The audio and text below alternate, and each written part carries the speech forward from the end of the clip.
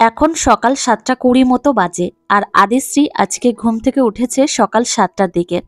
তো ওকে একটু ফ্রেশ করিয়ে দিয়েছি, তারপর হাতে ব্রাশ ধরিয়ে দিয়েছি।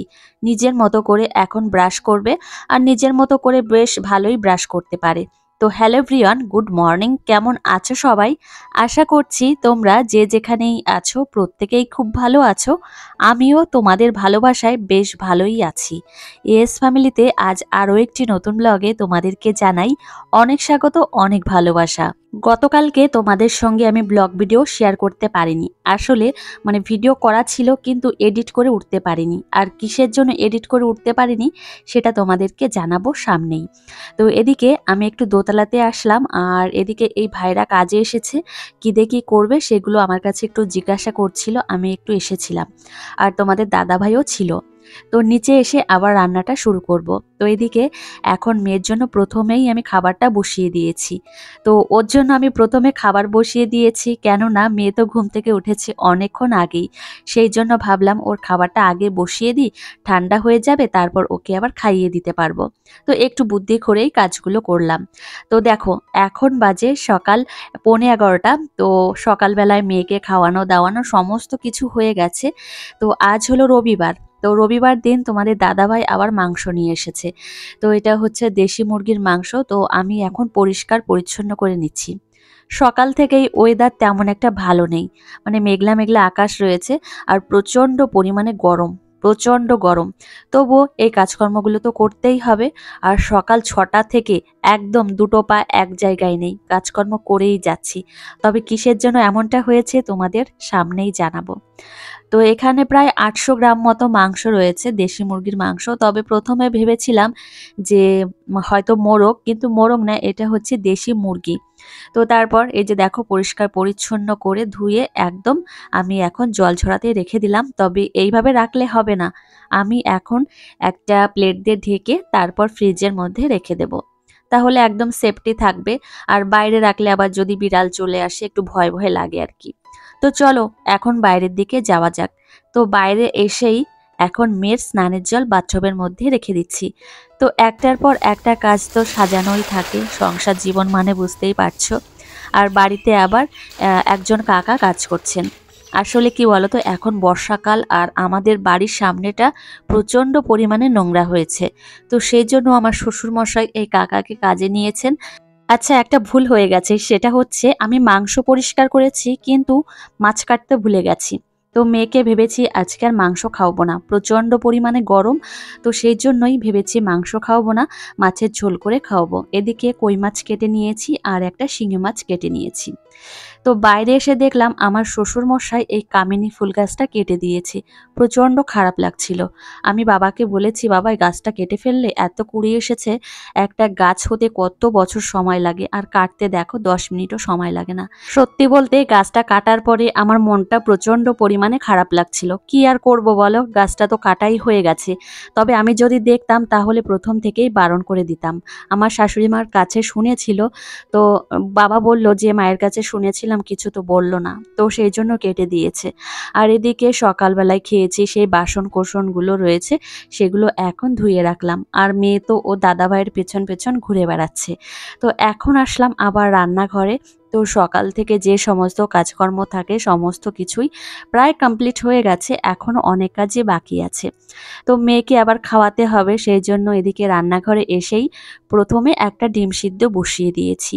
আর এদিকে এখন মৌসুম্বি লেবুর রস তৈরি করে নেব। তোমাদের দাদাভাই মৌসুম্বি লেবু আবার নিয়ে এসেছে। তো আগেরগুলো শেষ হয়নি, আবার করে নিয়ে এসেছে। তো সেগুলো আমি ফ্রিজের মধ্যে রেখে দিয়েছি। আর আগে যেগুলো ছিল সেগুলো থেকেই এখন এই যে রস বের করে নেব। তো এই হচ্ছে ব্যাপার। আর আমার শরীরটা প্রচণ্ড পরিমাণে ক্লান্ত থাকে। তোমাদের দাদাভাই বলে আমাকে যে যখন মেয়ের জন্য খাবার তৈরি করবে বা ওর জন্য ফলের জুস তৈরি করবে, তখন তো নিজের জন্য দুটো ফলের জুস তৈরি করে নিতে পারো, মৌসুম্বি লেবু কিংবা আপেল কেটে খেতে পারো। কিন্তু সেটা আর হয় না, আমাকে দিয়ে যে যত্ন করব আমাকে নিয়ে, তো সেটা আর হয় না, কেন জানি না, হতে চায় না। মামামকে দুপুরবেলায় আমি মাংস খাওয়াবো না, সেই জন্য আমি ওর জন্য একটা ডিম সিদ্ধ বসিয়ে দিয়েছি। তবে ডিম সিদ্ধ হয়ে গেছে।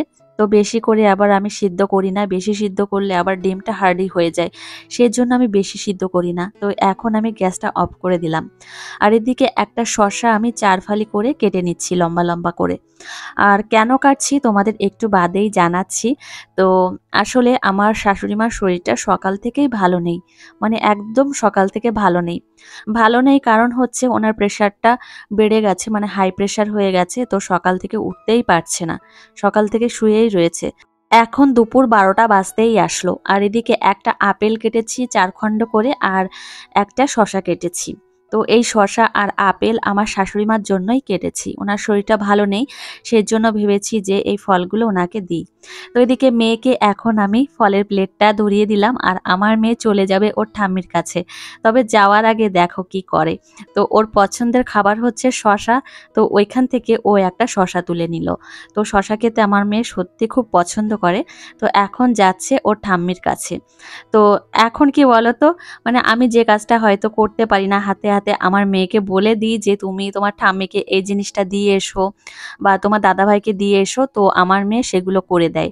তো সত্যি বলতে আমার মেয়ে হওয়ার পরে আমার মেয়ে আমাকে অনেক কাজে হেল্প করে, ছোটখাটো কাজে। তো দেখো তোমাদের সঙ্গে কথা বলছি আর অনেক কাজই করে নিলাম। আমার মেয়েকে খাওয়ানো হয়ে গেছে, তারপর ওকে স্নান করাতে নিয়ে চলে এসেছি।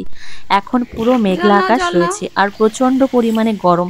যেদিন মেঘলা আকাশ থাকবে সেদিন গরমও বেশি পড়ে। আবার রান্না করতে যেতে হবে, মেয়েকে স্নান করিয়ে ওকে আবার রেডি করিয়ে আবার রান্নাঘরে যেতে হবে।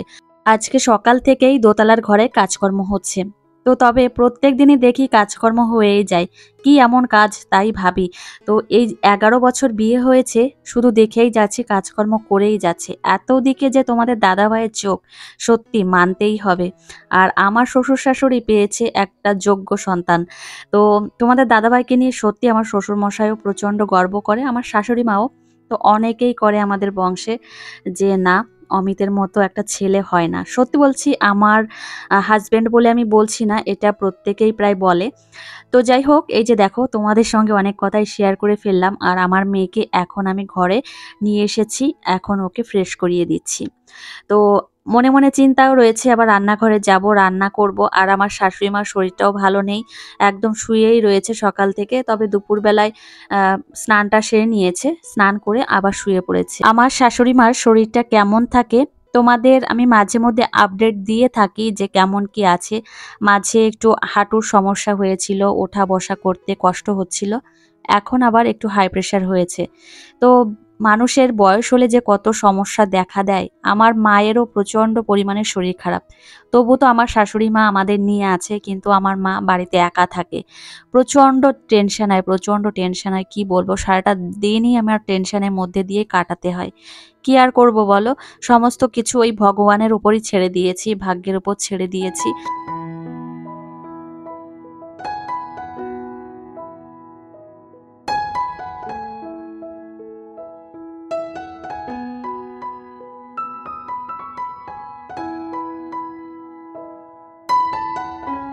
আর এই যে দেখো আমার মেয়ে ওর রাজত্ব নিয়ে এখন খাটের উপর বসেছে, নিজের মতো করে খেলা করবে।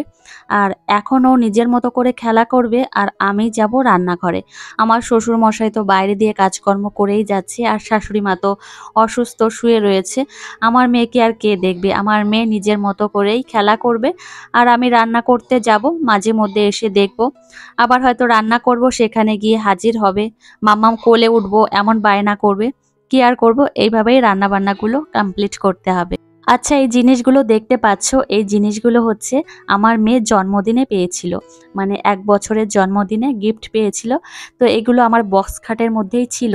তো খাটটা তো বের করে উপরে নেওয়া হয়ে গেছে, এই জিনিসগুলো নিচেই পড়ে আছে। আর এই জিনিসগুলো নিয়ে আমার মেয়ে প্রত্যেক দিনই খেলা করে। আমি এমন জায়গায় রেখে দিই লুকিয়ে, সেখান থেকে আবার নিয়ে আসে। তো ভেবেছি একবারে দোতলার ঘরেই রেখে দিতে হবে, সেখান থেকে তো আর আনতে পারবে না। তো সেটাই করতে হবে। আর এদিকে দেখো মেয়েকে ঘরে বসিয়ে রেখে আমি চলে এসেছি রান্না করতে। তো এখানে রান্না করছি আর বারবার গিয়ে মেয়েকে দেখছি যে মেয়ে কি করছে। প্রত্যেকদিন দুপুরবেলায় আমাদের বাড়িতে কাঠের উনানেই রান্না হয়, তবে আমি আর কাঠের উনানে যাইনি। প্রচণ্ড পরিমাণে গরম, সেই সঙ্গে হাতে সময় নেই। তো ভাবলাম আমি গ্যাসের উনানেই রান্না করি। আর মেয়ে যেহেতু একাই রয়েছে, তো ওকে দেখাশোনা, আর আমি যদি ওই কাঠের উনানে রান্না করতে যাই, আমার মেয়ে না হয় ওই কাঠের উনানে 10 বার যাবে, ওই রৌদ্রের মধ্যে দিয়ে 10 বার আসা যাওয়া করবে, প্রচণ্ড শরীর খারাপ হবে। সেই জন্য ভাবলাম যে না, গ্যাসের উনানেই রান্না করি। তো সেই জন্য এই ঘরেই রান্না করা। আর আজকে ডাঁটা আর আলু দিয়ে তরকারি রান্না করেছি। তো একটু শাকও দিয়েছিলাম, শাকগুলো দেখলাম বেশ ভালোই মানে কচি আছে, সেই জন্য অল্প পরিমাণে 2-1টা শাক দিয়েছি। আর এদিকে দেখো তরকারি রান্না হয়ে গেছে। তবে ডাঁটা শাক বা শাক জাতীয় কোনো সবজি যদি একটু সবুজ কালার হয়, সত্যি আমার খুব ভালো লাগে, দেখতে তো বেশ ভালোই লাগে, খেতেও বেশ ভালো লাগে। আমার শাশুড়ি মা জানো তো, শাক জাতীয় যে সবজিগুলো বা যে হালকা পাতলা ফোড়ন জাতীয় তরকারিগুলো প্রচণ্ড ভালো রান্না করে। এত যে ভালো রান্না করে আমার কাছে মনে হয় অমৃত লাগে। আর আমি মশলা জাতীয় খাবারগুলো বেশি ভালো রান্না করতে পারি। আবার আমার শাশুড়ি মা মশলা জাতীয় রান্নাটা তেমন একটা পারে না। যেমন এই যে কাঁচকলার তরকারি, উচ্ছে আলুর তরকারি, তারপর বেগুনের তরকারি, এগুলো আমার শাশুড়ি মা খুব ভালো রান্না করতে পারে। সত্যি বলতে আমার দারুণ লাগে।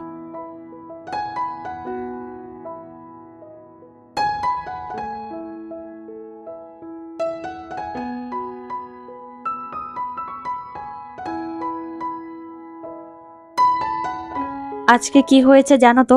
আর তোমাদের না বললে তোমরা জানবেই বা কি করে। আমি যেদিন মাংস রান্না করি সেদিন মশলাটা শিলনোড়া থেকেই মানে বেটে করি, কিন্তু আজকে আর সময়ের অভাবের জন্য হয়নি। আজকে আমি মিক্সার মেশিন থেকেই মশলাটা করে নিয়েছি। তো এদিকে মাংস রান্না করছি, তবে দেশি মুরগির মাংসের জন্য হালকা পাতলা করে একটা ঝোল দিয়ে রান্না করব, আর হালকা পাতলা করেই বেশি ভালো লাগে। মাম্মাটা কি করছে এখানে? মাম্মা, হ্যাঁ মা, তোমার পছন্দ হয়েছে? হ্যাঁ, পছন্দ হয়েছে মাম্মা? বাপি, বাপি কোথায়?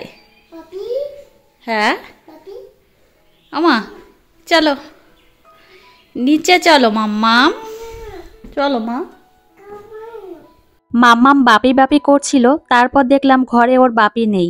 তারপর শব্দ শুনতে পেলাম যে ছাদেই রয়েছে। তারপর ছাদে আসলাম, তো এখানে কাজকর্ম করছে। আর এখানে একটা লাইট বসিয়েছে, মানে লাইট দিয়েছে। তারপর এখানে ওয়াশিং মেশিন বসাবে, তার টুকিটাকি ঠিক কাজকর্ম আছে আছে, মাম্মা। পাইপলাইনের কাজ হচ্ছে, সেগুলো এখানে তোমাদের দাদাভাই করছে। আর এদিকে দেখো মেয়ে ওর সঙ্গেই রয়েছে। আর আমি মাংসের জলটা ঢেলে দিয়েই তারপর দোতলাতে এসেছি, এখন গিয়ে দেখবো কেমন অবস্থা। তো এই যে দেখো প্রায় নামানোর মতো অবস্থা হয়ে গেছে।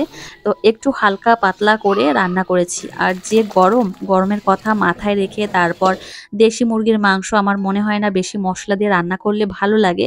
আর আমি মানে দেশি মুরগির মাংস যদি রান্না করি তাহলে একটু হালকা পাতলা দেখো রান্না করেছি, দেখেই বোঝা যাচ্ছে যে একটু হালকা পাতলা করে রান্না করেছি।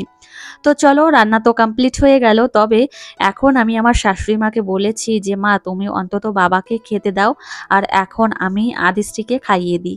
তো এখন যদি বাবাকে তারপর তোমাদের দাদাভাইকে খেতে দিই তাহলে অনেকটা সময় চলে যাবে, তাহলে আমার মেয়েকে কখন খাওয়াবো বলো? সেই জন্য মাকে বললাম তুমি চেয়ারে বসে বাবাকে অন্তত খেতে বসিয়ে দাও। তো ওই যে দেখো আমার মেয়ের জন্য খাবার রেডি করে নিয়েছি। তবে মাছগুলো এখন আমি থালার পাশে নিয়ে কাটা বেছে নেব। আর কি বলতো, এই শিঙি মাছ খাওয়াতে খুব ভালো, একটাই কাটা থাকে, কোনো অসুবিধা হয় না। আর কই মাছ তারপর অন্যান্য মাছ খাওয়াতে গেলে একটু সমস্যা হয়, মানে প্রচণ্ড পরিমাণে কাটা থাকে, ছাড়াতেই অনেকটা সময় চলে যায়। আর দেখো মানে শাকের তরকারি খাওয়াচ্ছি, অনেক দিন বাদে মেয়েকে আজ একটু শাক দিয়ে তরকারি খাওয়াবো। আর এই গরমের মধ্যে বাচ্চাদের একটু হালকা পাতলা তরকারি খাওয়ানোই ভালো, আর মশলা জাতীয় খাবারগুলো একদম না খাওয়ানোই ভালো। আমি তো আমার মেয়েকে তেমন একটা খাওয়াবো না এই গরমের দিনে, হালকা পাতলা করেই তরকারি খাওয়াবো। তো এই যে দেখো আমার মেয়েকে ঘুম পাড়িয়ে দিয়েছি, দুপুরের খাবার খাওয়ানোর পরপরই ঘুমিয়ে গেছে। তো আমিও খেয়ে নিয়েছি, খাওয়ার পরপরই আমার এই জামা কাপড়গুলো এখন তুলে নেব, আবার যাব দোতলাতে। তো সেখানে দেখতে যাব যে কেমন কি কাজকর্ম হলো। তো অনেকক্ষণ যাই না, আর কি কি হলো সেটা একটু দেখতে যাব। তো এই আর কি। তো এই জামা কাপড়গুলো আবার তুলে রাখছি, সন্ধ্যার দিকে আবার ভাঁজ করতে হবে। দোতলার ঘরে গেলাম, আর ঘরে গিয়েই একটা কথা মনে পড়লো, সেটা হচ্ছে যে ওই ভাইদের চা দেওয়া হয়নি। তো তারপর নিচে আসলাম, নিচে এসে আবার চা তৈরি করলাম। চায়ের কালারটা কিন্তু বেশ ভালো হয়েছে, একদম চকচক করছে। এমনটাই আমি বেশি পছন্দ করি, বেশি মানে গাঢ় কালার হলে আমার ভালো লাগে না, মানে কালো কালার হয়ে যায় না, আমার ভালো লাগে না। এরকম একটু হালকা চকচকে কালার হবে, দেখতেও বেশ ভালো লাগে, খেতেও ভালো লাগে। আর এখন চা নিয়ে চলে এসেছি দোতলাতে। আর তবে এদের একটু সকাল সকাল চা দেওয়া হয়নি জন্য প্রচণ্ড পরিমাণে খারাপ লাগছিল, কি আর করব, কিছু করার নেই। তারপর এই যে দেখো, এখন ওদের চা খেতে দিলাম। তো তারপর নিচে গিয়েই একটু বসলাম, বসে জামা কাপড়গুলো ভাঁজ করলাম, তবে রেস্ট আর নেওয়া হয়নি, কি আর করব, সন্ধ্যা লেগে গেছে। তো তারপর আবার আমাদের জন্য চা তৈরি করলাম। আমার শ্বশুর মশাইয়ের জন্য চা তৈরি করেছি, জানো তো আমার শ্বশুর মশাই প্রত্যেকদিন সন্ধ্যার সময় চা খায়, তো সেই জন্যই আবার ওদের জন্য চা তৈরি করলাম। ওরা এখনো পর্যন্ত কাজকর্ম করছে, তো সেই সকাল থেকে একদম রাত, মানে রাত বলতে সন্ধ্যা 7:30 পর্যন্ত কাজ করেছিল। তো ওদের জন্য আবার চা তৈরি করেছি। তো ওদের চা দিয়ে আমি আসলাম আমার রুমে। তো এখানে বসে আমি একটু চা খাবো। আর আমার মাম্মাম সোনা এখনো ঘুমিয়ে রয়েছে, ওকে আর ডাকিনি, ভাবলাম ও ঘুমিয়ে রয়েছে যখন, তাহলে ঘুমিয়ে থাক, ও যখন নিজের মতো করে উঠবে তখন না হয় উঠবে। তো আমি এদিকে আমার জন্য 1 কাপ চা তৈরি করে নিয়ে এসেছি। সারাদিনে আমি তো তেমনভাবে রেস্ট পাইনি, তো এখন 1 কাপ চা খেয়ে অনেকটা ফ্রেশ লাগছে। চা খেলেও কিন্তু অনেকটা ফ্রেশ লাগে, যারা প্রত্যেকদিন 1 কাপ করে চা খায়, সত্যি বলতে তাদের অনেকটাই ফ্রেশ লাগে। ফ্যানটা অন করে দিয়েছি, তারপর এখন নিজের বেডে বসে চা খাচ্ছি। সত্যি আলাদা একটা অনুভূতি হচ্ছে। তবে আমার এই খাটটায় ম্যাট্রেসটা পাতানো হয়ে গেছে, তবে এর ওপর একটা তোশক পাতাতে হবে, না হলে বিছানার চাদর যদি এর ওপর পাতাই তাহলে 1 মিনিটের জন্য ঠিকঠাক থাকবে না। তো মিস্ত্রি ভাইরা চলে গেছে, তো এদিকে রুমে আসলাম, দেখলাম যে কি অবস্থা। তো দেখো চারিদিকে এলোমেলো ছড়ানো ছিটানো রয়েছে। বেডের পাশে যে জালনা দুটো রয়েছে এর ওপরে পর্দা লাগানোর জন্য 2টো পয়েন্ট বসানো হয়েছে, আর একটা লাইট বসানো হয়েছে। মানে আমার সোজাসুজি যে লাইটটা দেখালাম, মানে এই জালনা সোজাসুজি একটা লাইট বসানো হয়েছে, আমিই বলেছি। কেননা একটা লাইট ছিল, ঘরটা কেমন অন্ধকার অন্ধকার মনে হচ্ছিল, আর ভিডিও করলে কেমন অন্ধকার লাগছে দেখতে। তো সেই জন্য একটা লাইট বসাতে বলেছি, লাইটটা বসানো হয়ে গেছে। আর পর্দাগুলো হয়তো কালকেই আমি বসাবো, মানে পর্দাগুলো লাগাতে হবে। পর্দাগুলো কেনাই রয়েছে, অনেকদিন আগেই কিনে রেখেছে, প্রায় 1টা বছর আগেই কিনে রেখেছে। আর এই বেডের পাশে, মানে বেডের সঙ্গে যে প্লাস্টিকগুলো রয়েছে এখন সেগুলো তুলে দিলাম। আর ঘরটাও ঝাড় দিয়ে নিয়েছি, মানে অনেকটা ব্যস্ততা রয়েছে। আর মাথার মধ্যে না সেই সকাল থেকে ঘোরাঘুরি করছি, মাথার মধ্যে কেমন ভনভন করছে। এখন মনে হচ্ছে ঘরে গিয়েই একটু ফ্রেশ হব, ফ্রেশ হয়ে একটু রেস্ট নেব, তারপর আবার রাতের রান্না। তো বোঝো কতটা সহ্য করতে হয়, কি আর করব। আর এইদিকে মেয়ে তো সমানে মানে দুষ্টুমি করছেই। তো মেয়ে সন্ধ্যার সময় ঘুম থেকে উঠে গেছে, তো আমি তো দোতলাতে ছিলাম, ওর বাপি ফোন করে বলছে যে মেয়ে ঘুম থেকে উঠে গেছে, ওকে নিয়ে যাও। তো আমি বললাম কি যে তুমি এসে দিয়ে যাও, আমি তো কাজকর্ম করছি এখানে। সে আসলোই না। তারপর মেয়েকে আবার আমি নিচে থেকে নিয়ে আসলাম, নিয়ে এসে ওকে সঙ্গে নিয়েই এখন আমি ঘরের কাজকর্ম করছি। বাচ্চাকে সঙ্গে নিয়ে একমাত্র মায়েরাই পারে এত কাজকর্ম করতে। সত্যি মায়েদের ধৈর্য শক্তি অনেক, সেটা আমাকে দিয়েই বুঝি। আর এদিকে মেয়ের রাতের খাবারটা তোমাদের সঙ্গে শেয়ার করলাম। আজকে রাত্রিবেলায় মেয়েকে আমি দুধ ভাত খাইয়েছি। তো এখন এই যে দেখো খাবারটা রেডি করে নিয়েছি, আর ঘরে গিয়েই খাইয়ে দেব। তো চলো আজকের ব্লগটি এখানেই শেষ করছি, আর বেশি বড় করব না। তোমাদের সঙ্গে দেখা হবে পরের ব্লগে। টাটা।